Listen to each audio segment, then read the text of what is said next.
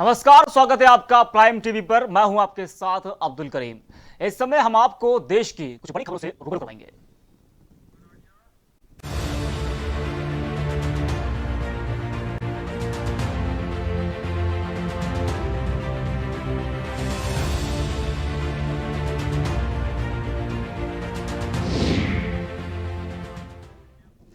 किसानों के साथ बातचीत के जरिए सरकार उनकी परेशानी को कम करने की कोशिश कर रही है। किसान और सरकार के बीच बातचीत का सिलसिला अभी भी जारी है। बॉम्बे हाईकोर्ट के आदेश पर बांद्रा थाने में अभिनेत्री कंगना रनौत पेश हुई।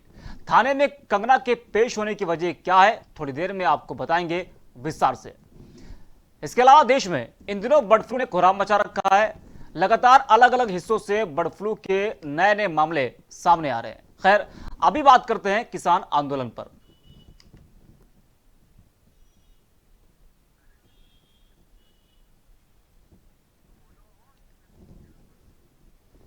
किसानों की परेशानी को कम करने के लिए सरकार लगातार उनके साथ संपर्क साधे हुए है।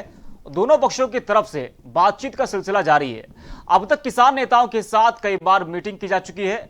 बता दें कि किसान नेताओं के साथ 8वें दौर की मीटिंग से पहले गृह मंत्री अमित शाह, रेल मंत्री पीयूष गोयल और कृषि मंत्री नरेंद्र तोमर से भी मिले। इस बार होने वाले मीटिंग के जरिए कृषि मंत्री ने जल्द ही हल निकालने की उम्मीद जताई है। इस मामले पर तो लगातार किसान और सरकार के बीच में जो बातचीत का दौर है वो जारी है, लेकिन हल कोई भी नहीं निकल रहा है।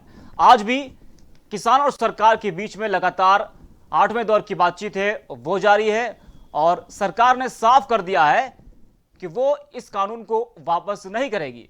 लेकिन किसान अपनी जिद पर अड़े हैं कि वो सरकार से इन कानूनों को वापस करा कर रहेंगे। और इस खबर पर हमारे साथ हरिनाम सिंह, किसान नेता, जुड़ चुके हैं। सर, स्वागत है आपका। धन्यवाद धन्यवाद। हरिनाम जी, सरकार ने आज भी साफ कर दिया है कि वो इन कानूनों को वापस नहीं लेगी। क्या कुछ कहना है आपका? नहीं, सरकार क्यों नहीं वापस लेगी? जिस सरकार को इस देश के किसानों ने चुन के भेजा था, उस सरकार ने किसानों से बिना पूछे ये कानून ले आए।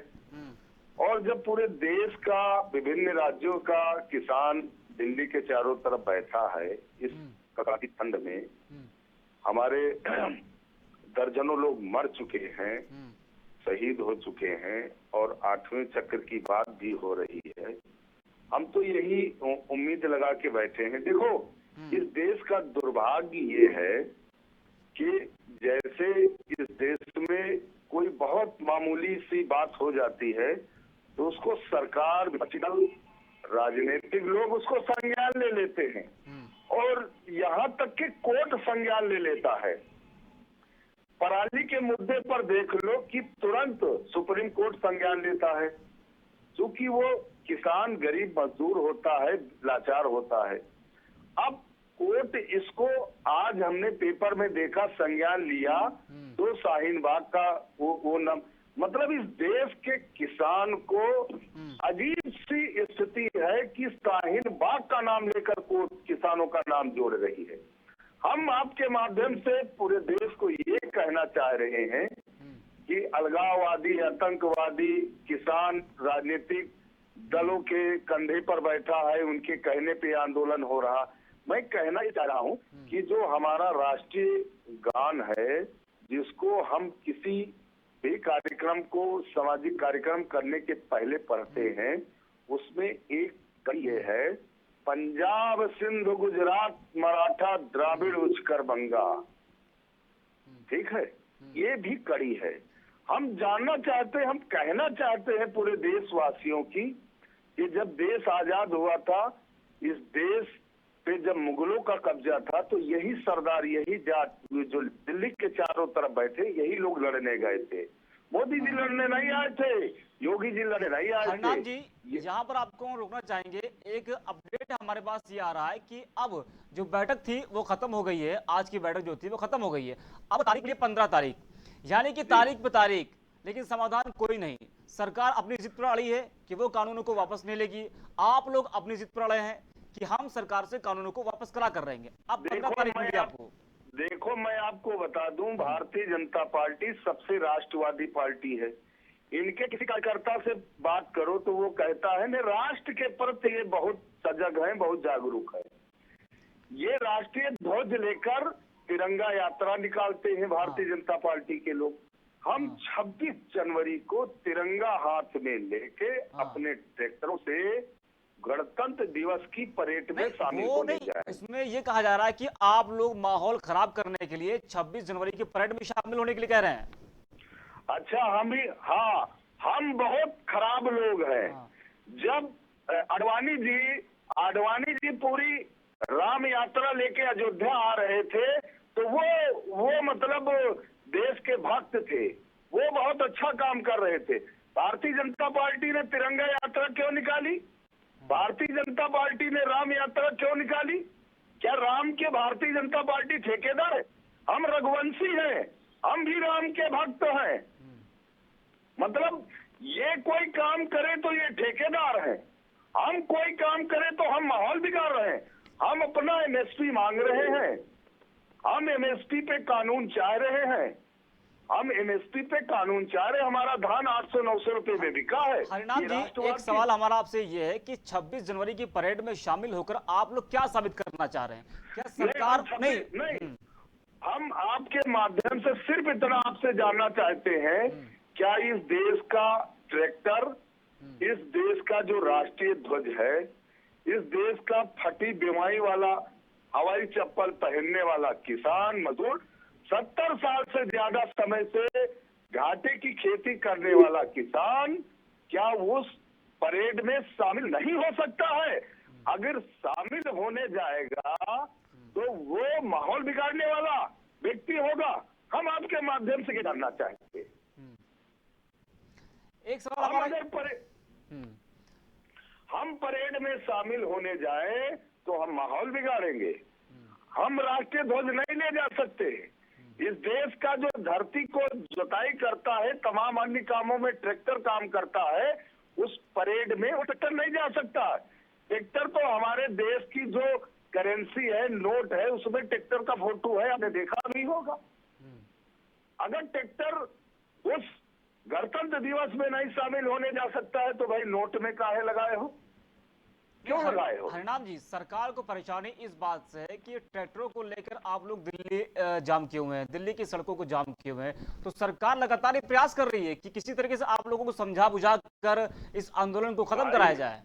भाई मैं आपसे विनम्र अनुरोध कर रहा हूँ, किसान सड़क रोके हैं कि हरियाणा, पंजाब और उत्तर प्रदेश की पुलिस बैरिकेडिंग लगाकर रोके है? या अपने कैमरामैन को भेज के आप दिखवा लो।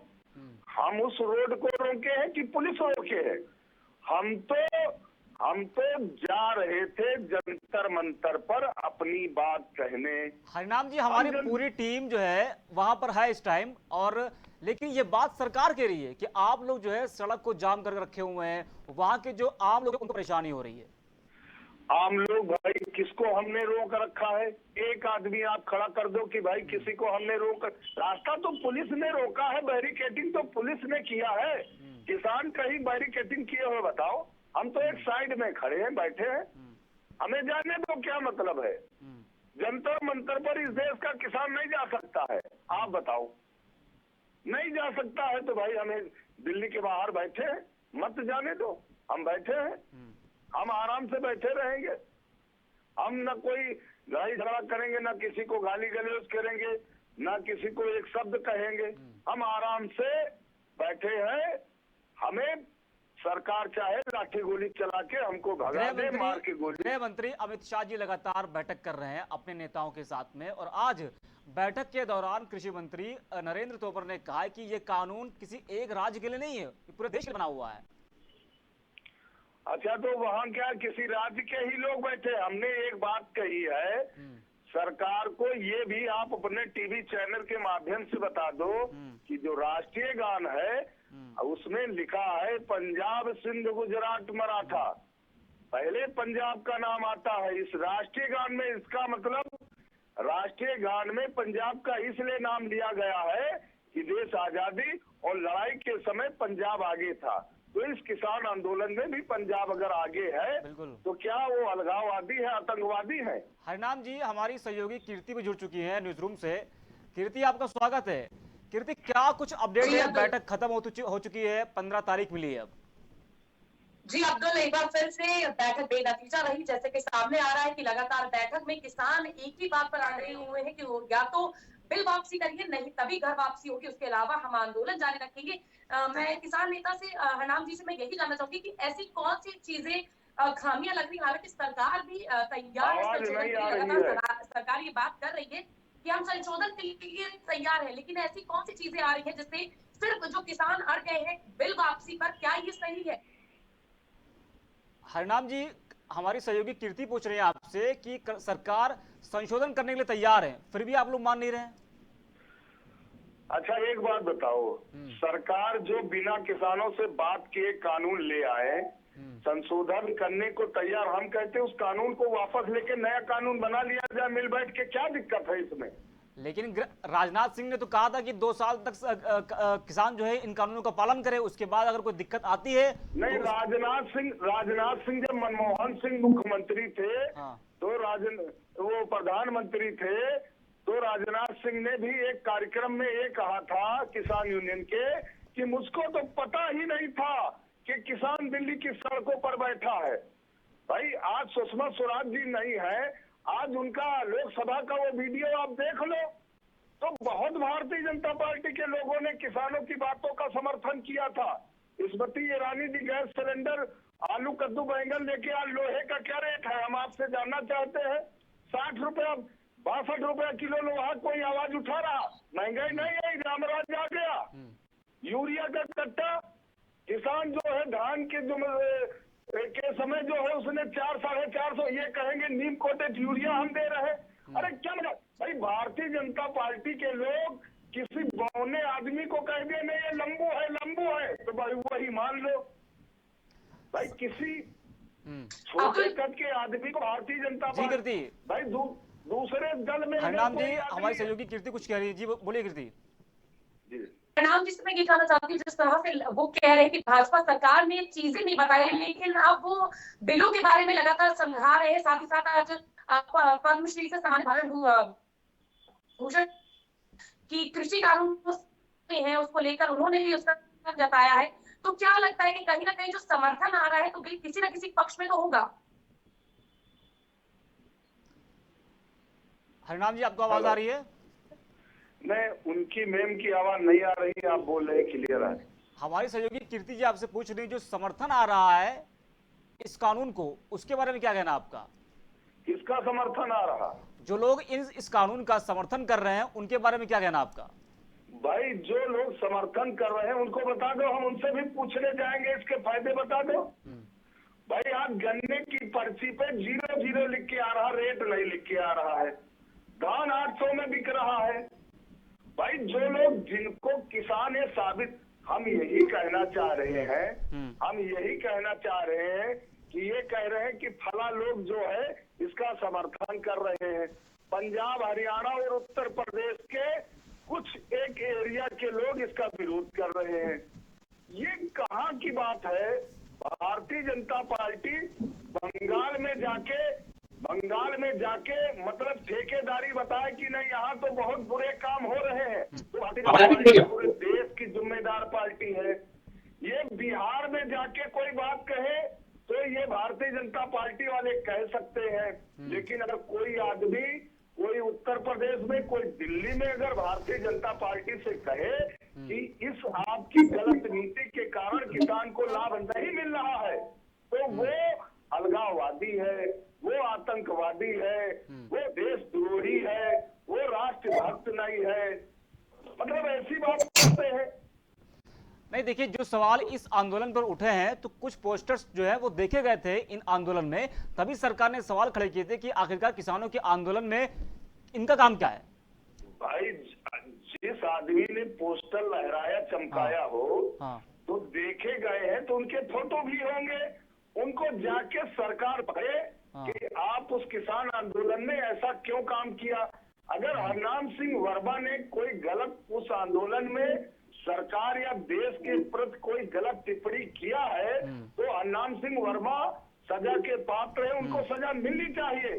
लेकिन जो भारतीय जनता पार्टी तो गाजियाबाद और मुजफ्फरनगर के लोगों को जी हिंदुस्तान पे बैठा के ये कह रहे थे कि मैं तो 30 बीघे का किसान हूँ और हमारी तो जो है धान मंडी बिक गई है। हमने कहा भाई जो गन्ने की पटिया रही तुम्हारे वहां रेट लिख के आ रहा होगा, तुम्हारा गन्ना का भुगतान हो गया होगा 14 दिन में, तुम्हें ब्याज मिल गया, हमको नहीं मिला तो हम आवाज उठा रहे हैं। तो ये देखो भारतीय जनता पार्टी में कोई आ जाए, भारतीय जनता पार्टी का गौछा टोपी पहन ले तो वो राष्ट्रभक्त है, वो दूध से धो जाता है, गंगा जी से नहा जाता है, और अगर इनसे कोई सवाल कर ले तो वो पापी है, अन्यायी है, अत्याचारी है, वो राष्ट्रभक्त नहीं है। हरिनाम जी, देशद्रोही। शायद जो कृषि मंत्री नरेंद्र तोमर वो किसान आंदोलन से इतना ज्यादा परेशान हो चुके हैं कि आज उन्होंने बैठक में ये कहा कि किसान आंदोलन जो चल रहा है वो जो किसान नेता है वो देशहित में या इस आंदोलन को खत्म करें। क्या बोला है? कृषि मंत्री नरेंद्र तोमर कह रहे हैं किसान नेताओं से कि वो देशहित में इस आंदोलन को खत्म करें। तो क्या ये देश का अहित कर रहा है किसान? वो तो यही कह रहे हैं। क्या नहीं, वो कह रहे हैं तो कितने आलू, कितना आटा अरे जो लोग बेचारे ठंड से शहीद हो गए उनका तो नरेंद्र तोमर जी के मुंह से एक शब्द नहीं निकला। उनको कहा कि हम भी संवेदना व्यक्त करते हैं।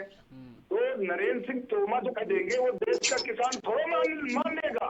नरेंद्र सिंह तोमर हमारे गन्ना और जब पराली जलाने के नाम पे हम अपनी पार्टी खेत में फूकते थे तो जब पुलिस आके हमको दंडवत कराती थी और 5-10 हजार 20,000 रुपए लेके छोड़ देती थी, तब नरेंद्र तोमर कहाँ चले जाते थे? अभी तो नरेंद्र तोमर को दिखाई देना चाहिए था कि 70 साल से घाटे की खेती करने वाला किसान और जिसके ऊपर हमने पराली का कानून थोप दिया, तभी तो नरेंद्र तोमर जी को दिखाई दे। वो देश हित में नहीं है।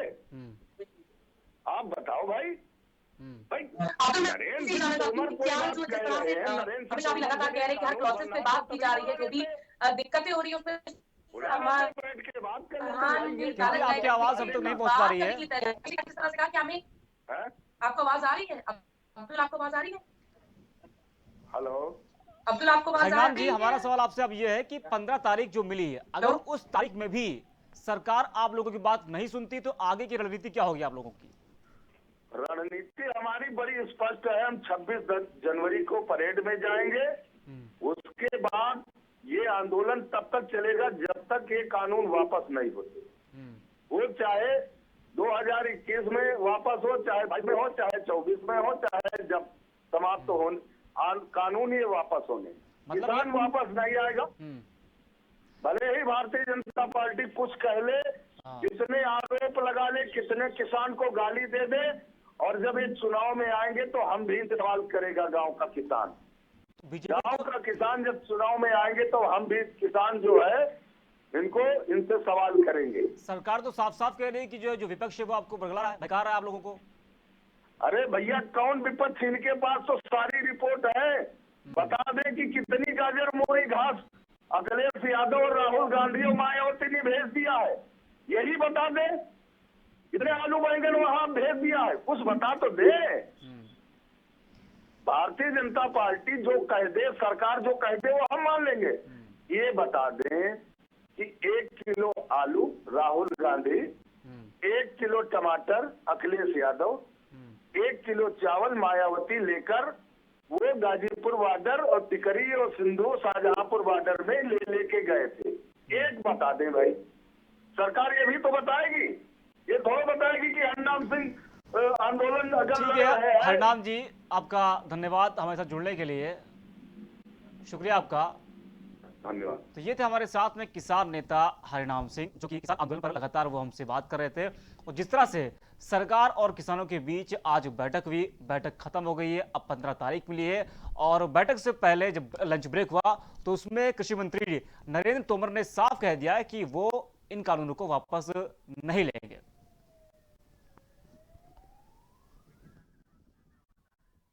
तो लगातार किसान और सरकार की जो बैठक है उनके बीच में वो जारी है। किसान अपनी जिद पर अड़े हैं, सरकार अपनी जिद पर अड़ी है और सरकार कह रही है कि वो इन कानूनों को वापस नहीं करेगी।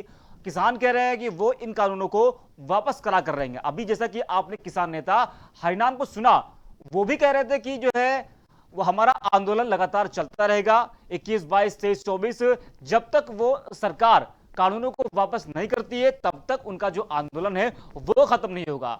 गृह मंत्री अमित शाह की लगातार उनके नेताओं के साथ बैठक हो रही है। कल गृह मंत्री अमित शाह ने पंजाब के नेताओं के साथ बैठक की थी, आज भी बैठक हुई है और जो बैठक आज सुबह हुई थी गृह मंत्री अमित शाह की, उसमें कृषि मंत्री नरेंद्र तोमर और रेल मंत्री पीयूष गोयल भी शामिल थे। बहरहाल जो बैठक है उसका दौर लगातार जारी है, लेकिन हर कोई निकल नहीं पा रहा। आज भी बैठक हुई, 8वें दौर की बैठक थी, अब 15 तारीख मिली है। अब देखने वाली बात यह होगी आखिरकार 15 तारीख जो मिली है उसमें क्या कुछ समाधान निकल पाता है या फिर नहीं।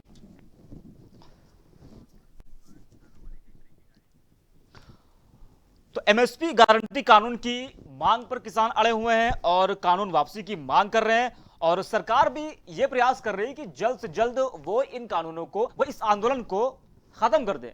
लेकिन किसान वो अपनी जिद पर अड़े हैं कि वो आंदोलन को खत्म नहीं करेंगे और उनकी जो रणनीतियां हैं वो बहुत आगे तक हैं। वो कह रहे हैं कि 26 जनवरी को होने वाली परेड में भी वो लोग शामिल होंगे। और कल आपने देखा कि ट्रैक्टर ट्रॉलियों के साथ किसानों ने जो है सड़कों पर वो निकाले और काफी तादाद में तस्वीरें आपके सामने देख रहे हैं। और किसान आंदोलन से जुड़ी एक और बड़ी खबर जो सामने आ रही है हमारे, आपको हम बता दें कि किसान आंदोलन से जुड़ी एक बड़ी खबर हमारे सामने आ रही है। सरकार और किसान नेताओं की जो बैठक थी वो खत्म हो गई है। जी हां, किसान और सरकार की बैठक बेनतीजा निकली है। कोई समाधान इस बैठक में भी नहीं निकला है और अब अगली तारीख जो मिली है वो 15 जनवरी को अगली तारीख मिली है। करीब 2.5 घंटे तक ये बैठक चली है। 8वें दौर की ये बैठक थी। तो किसान आंदोलन से जुड़ी बड़ी खबर आपको हम बता रहे हैं। 15 तारीख मिली है। अब जिस तरह से सरकार और किसानों के बीच आज बैठक थी उसमें कोई समाधान नहीं निकल पाया है और अब 15 तारीख मिली है।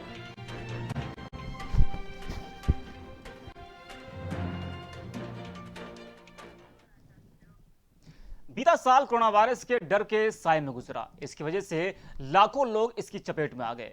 जहां अभी तक कोरोना का खतरा टला नहीं है, वहीं अब देश बर्ड फ्लू ने दस्तक दे दी है। देश के कई हिस्सों में बर्ड फ्लू का वायरस संक्रामक बढ़ता जा रहा है।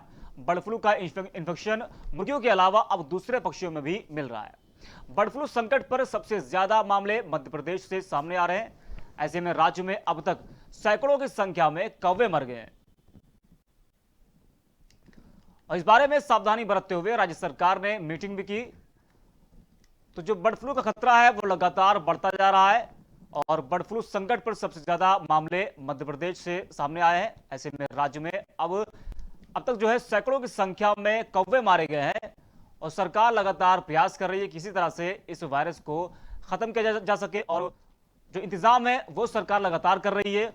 तो बीता साल जो था वो कोरोना वायरस के डर के साए में गुजरा था और अब एक और जो वायरस है वो आप सबके सामने है, बर्ड फ्लू, जिसकी वजह से राज्य सरकारें लगातार वो प्रयास कर रही हैं कि किसी तरह से इस बर्ड फ्लू को खत्म किया जा सके।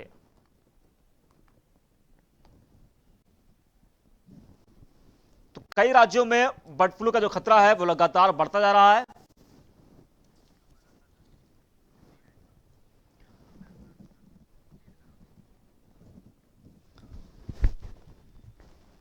तो कोरोना संकट के बीच सामने आए बर्ड फ्लू की चुनौती को देखते हुए कई राज्यों में अलर्ट जारी कर दिया गया है और मध्य प्रदेश के बाद अब उत्तर प्रदेश, राजस्थान समेत कई राज्यों में इसका जो खतरा है वो लगातार बढ़ रहा है और राज्य सरकारें भी अपने इंतजाम में लग गई हैं किसी तरह से वो बर्ड फ्लू को खत्म कर सके।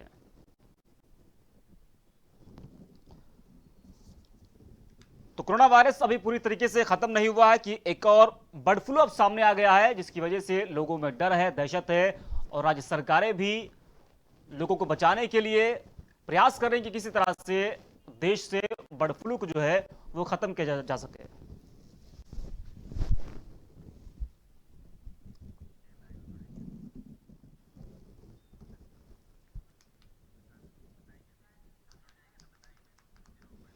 तो बीता साल कोरोना वायरस के डर के साए में गुजरा, जिसकी वजह से लाखों लोग इसकी चपेट में आ गए थे।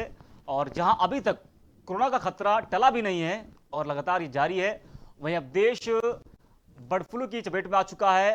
देश में बर्ड फ्लू ने दस्तक दे दी है और देश के कई हिस्सों में बर्ड फ्लू का वायरस संक्रामक बढ़ता जा रहा है। और बर्ड फ्लू का जो इन्फेक्शन है मुर्गियों के अलावा अब दूसरे पक्षियों में भी मिल रहा है, जिसकी वजह से लाखों पक्षी मारे गए हैं। तो बर्ड फ्लू संकट पर सबसे ज्यादा मामले मध्य प्रदेश से सामने आ रहे हैं। ऐसे में राज्य में अब तक सैकड़ों की संख्या में कौवे मारे गए। इस बारे में सावधानी बरतते हुए राज्य सरकार ने मीटिंग भी की है। लगातार वो मीटिंग कर रही है नेताओं के साथ, अधिकारियों के साथ, और वो इस पर चर्चा कर रही है कि किस तरह से बर्ड फ्लू को रोका जा सके।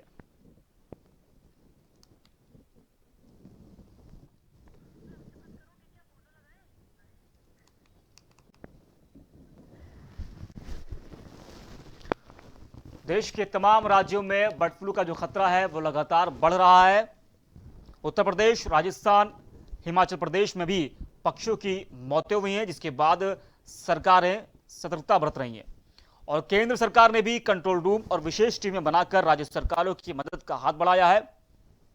ऐसे में बर्ड फ्लू के संकट को लेकर ताजा अपडेट लगातार आ रही है कि तमाम राज्यों में इसका जो खतरा है वो बढ़ रहा है।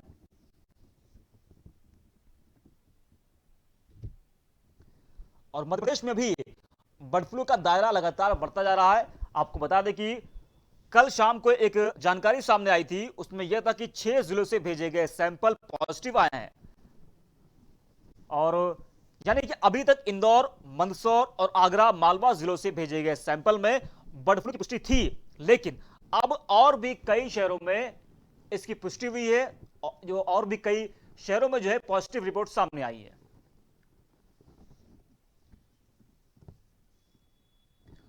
तो कोरोना संकट के बीच सामने आई बर्ड फ्लू की चुनौती को देखते हुए देश के कई राज्यों में अलर्ट घोषित कर दिया गया है। मध्य प्रदेश के बाद उत्तर प्रदेश, राजस्थान, हिमाचल प्रदेश में भी पक्षियों की मौतें हुई हैं, जिसके बाद सरकारें लगातार प्रयास कर रही हैं कि किसी तरह वो बर्ड फ्लू को रोक ले। तो केंद्र सरकार ने भी कंट्रोल रूम और विशेष टीमें बनाकर राज्य सरकारों की मदद का हाथ बढ़ाया है।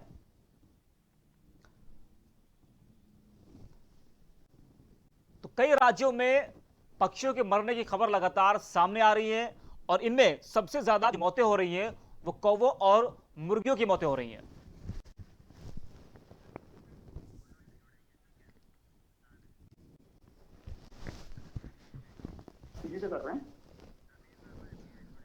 और हमारे साथ मध्य प्रदेश के हेड धर्मेंद्र वर्मा जुड़ चुके हैं। धर्मेंद्र जी, लगातार जो बर्ड फ्लू का खतरा है वो बढ़ रहा है, तो सरकार क्या इंतजाम कर रही है वहां पर? देखिए, जहाँ तक मध्य प्रदेश का सवाल है, मध्य प्रदेश में सरकार पूरी तरह से अलर्ट है। नीमच, मंदसौर और इंदौर में जिस तरह से कौवों की मौत हुई है, उसके बाद मुर्गियों के भी सैंपल लिए गए थे, जो कि निषाद अनुसंधान केंद्र भोपाल में है, जहाँ पर उनके सैंपल भेजे गए थे। अगर उनके सैंपल में बर्ड फ्लू पाया जाता है तो उस एरिया के, इंदौर के पास जो मूसा छड़ी नाम की जगह है, उस पूरे एरिया के 1 किलोमीटर के दायरे में जितने भी मुर्गी या उनके चूजे हैं, उन सभी को मार दिया जाएगा। ऐसी बात सामने आई है ताकि बर्ड फ्लू को फैलने से रोका जा सके। दूसरी तरफ अगर बात करें हरियाणा की, तो हरियाणा से जो राजस्थान के रास्ते जो माल मध्य प्रदेश में मंदसौर सीमा जिसने प्रवेश किया था, वो सभी जितने भी चूजे और मुर्गियां थे, उनमें बर्ड फ्लू का पाया गया था। इनके पास जांच में सामने आई है। तो ऐसी सूरत में वहां की जो सीमाएं हैं वो सील कर दी गई हैं, सख्त आदेश जारी कर दिए हैं। वहां के कलेक्टरों को भी यहाँ से पत्र भेज दिया गया है कि वहां से कोई भी माल सीमा के अंदर प्रवेश ना करे। तीसरा अगर गौर करें तो केरल के पास जो घरेलू में घर में जो लोग बच्चे पालते हैं, पालतू बच्चे जो होती हैं, उन बच्चों में भी बर्ड फ्लू का वायरस देखा गया है। इसके अलावा सख्त चेतावनी जारी कर दी गई है, अलर्ट कर दिया गया है कि किसी भी तरह की गलती न करें और बर्ड फ्लू से बचने के पूरे कारगर उपाय जो है वो कर दिए गए हैं। और शासन प्रशासन भी अलर्ट है, चौकन्ना है। कलेक्टर्स के लिए गाइडलाइन जारी कर दी गई है। बात करें अगर मध्य प्रदेश की, तो यहाँ पर सभी जिलों में अलर्ट है और करीब 10 दिन तक यहाँ पर चिकन की दुकानें या पोल्ट्री फार्म बंद रहेंगे और माल सप्लाई नहीं होगा। जी धर्मेंद्र, आपको लगता नहीं कि सरकार के सामने अब एक और चुनौती सामने आ गई है? एक तरफ तो कोरोना वायरस वो खत्म नहीं हुआ है और दूसरी तरफ अब बर्ड फ्लू। जी बिल्कुल, एक तरफ कोरोना का भी देश उभरा भी नहीं है और बर्ड फ्लू ने दस्तक दे दी है।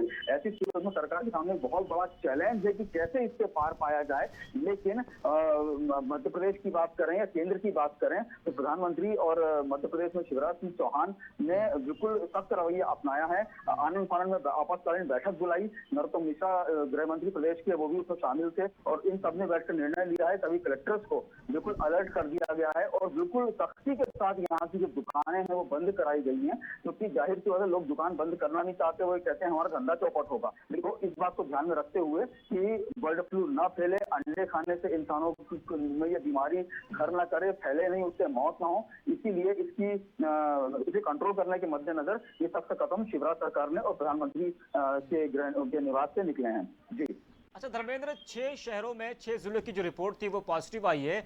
अभी और कौन से जिले हैं जहां की रिपोर्ट जो है अब तक पॉजिटिव आ चुकी है? देखिए, बात करें अगर तो हरियाणा की, तो हरियाणा में ही करीब 4.25 लाख से ज्यादा पक्षी जो हैं वो मारे जा चुके हैं। इंदौर की और मध्य प्रदेश की बात करें तो 19 जिलों में 700 से ज्यादा कौवे जो हैं वो बर्ड फ्लू से मारे गए हैं। अब अगर बात करें हरियाणा या महाराष्ट्र की या बिहार की, तो वहां भी बर्ड फ्लू का असर देखने के लिए मिल रहा है। दूसरी तरफ उत्तराखंड, झारखंड क्षेत्र में अलर्ट जारी है। तो बाकी ऐसे जिले जो इससे अभी दूर हैं, राजस्थान में भी बर्ड फ्लू ने अच्छी खासी महामारी ने आपस में कर रखी है। तो ऐसी सूरत में सरकार ने सभी को समान निर्देश दिए हैं कि अपने अपने राज्यों में जहां बर्ड फ्लू नहीं है वो उसे अंदर प्रवेश न करने दें। उसके लिए जो हो सकता है बेहतर से बेहतर वो कारगर उपाय करें और जहां पर बर्ड फ्लू आ चुका है वो जितना हो सके इससे दूरी बनाने की कोशिश करें, लोगों को समझाएं, दुकानों को बंद करें। जिसके चलते ये कदम उठाया गया है कि जांच सैंपल में अगर जिस जगह भी बर्ड फ्लू पाया जाएगा, मुर्गियों में, कबूतरों में पाया गया है, कौवों में पाया गया है, यहाँ तक कि मोर में पाया गया है, तो ऐसी सूरत में उसके आसपास के 1 किलोमीटर के एरिया में जो भी कुत्ते या मुर्गियां होंगी उनको मार दिया जाएगा। ये आदेश फिलहाल दे दिया जाए। धर्मेंद्र, जो प्रशासन की क्या कार्रवाई आगे बढ़ी है इसमें? क्या उन्होंने जो शहरों की मांस की दुकानें क्या उनको बंद कराई है या अभी भी कोई दुकानें खुली वहां पे?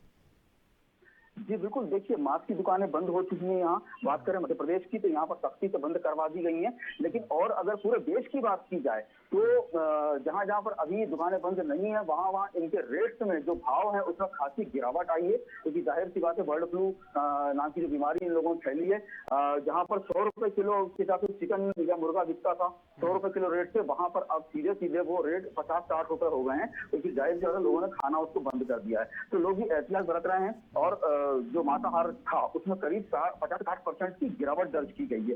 तो लोग भी इस बात पर ध्यान दे रहे हैं। जैसे कोरोना के बचाव के लिए जनता जनार्दन से एक समूह आगे आया था कि वो खुद अंदर बंद रहना पसंद कर रहे थे, बाहर निकलना पसंद नहीं कर रहे थे। वहीं बर्ड फ्लू को लेकर भी लोग चौकन्ने हुए हैं और मांसाहार में कमी की है और हरी सब्जी का उनका ध्यान आया है। तो ये एक बड़ा कारण बनेगा आगे चलकर जो बर्ड फ्लू को तेजी से कंट्रोल करने में सहायक सिद्ध होगा। अच्छा धर्मेंद्र, कौवे और मुर्गों में इसके लक्षण मिले हैं क्या? और भी जो जानवर है उनमें भी बर्ड फ्लू के लक्षण मिले हैं वहां पे?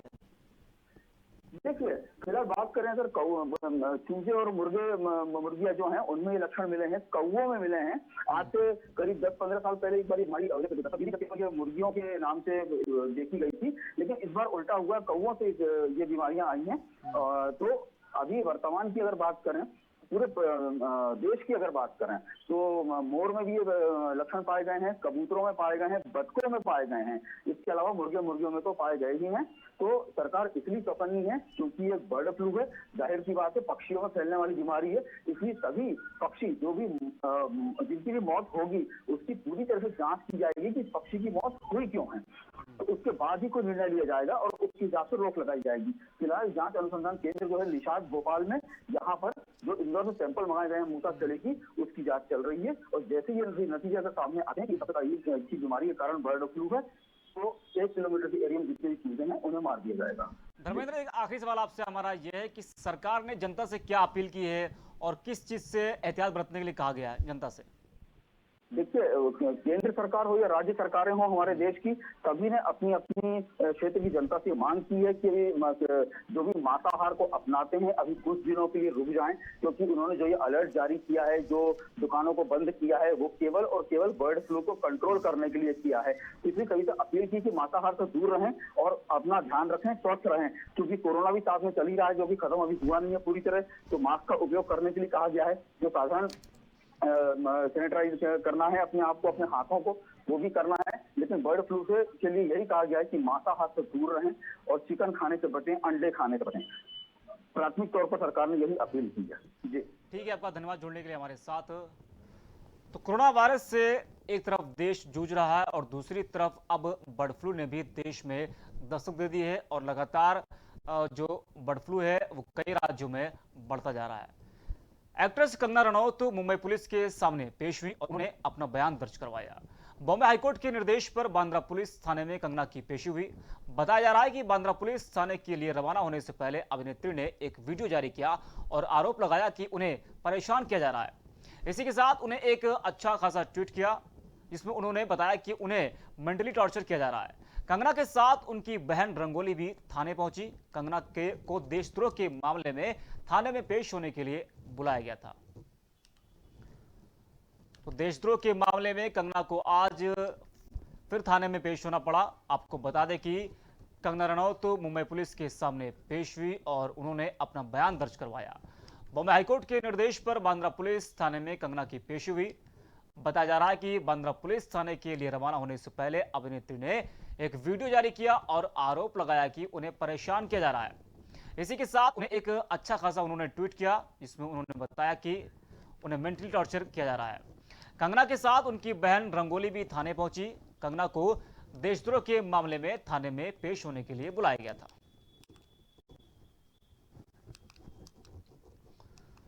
तो अभिनेत्री कंगना रनौत की परेशानियां वो लगातार बढ़ती जा रही है। मध्य प्रदेश माफ कीजिएगा, उद्धव ठाकरे सरकार जिस तरह से कंगना को टारगेट कर रही है, लगातार कोई ना कोई जो कार्रवाई है वो हो रही है।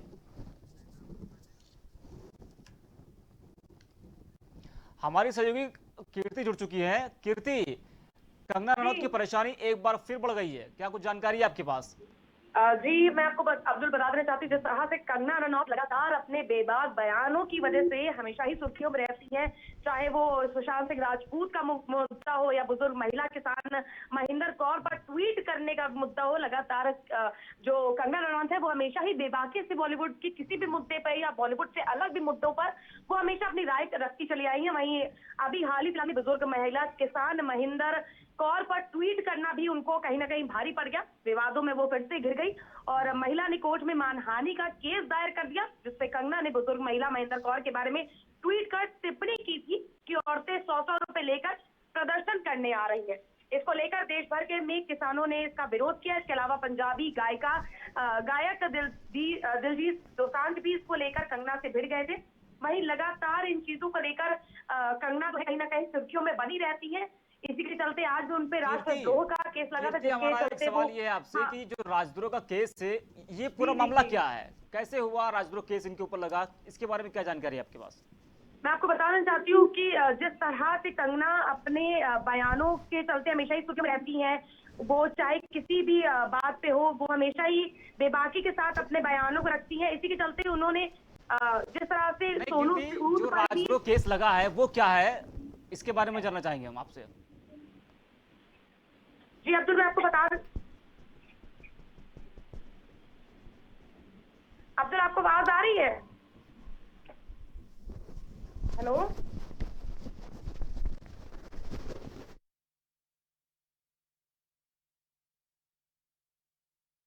तो तकनीकी खामियों की वजह से हमारा संपर्क नहीं हो पा रहा है।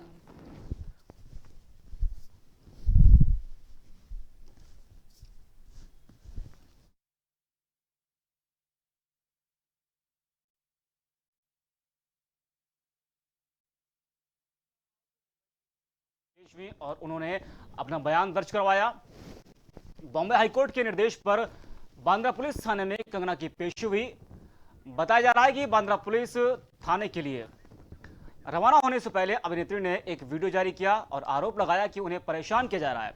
इसी के साथ उन्हें एक अच्छा खासा उन्होंने ट्वीट किया जिसमें उन्होंने बताया कि उन्हें मेंटली टॉर्चर किया जा रहा है। फिलहाल के लिए इतना ही। देश और दुनिया की तमाम बड़ी खबरों को देखते रहिए प्राइम टीवी।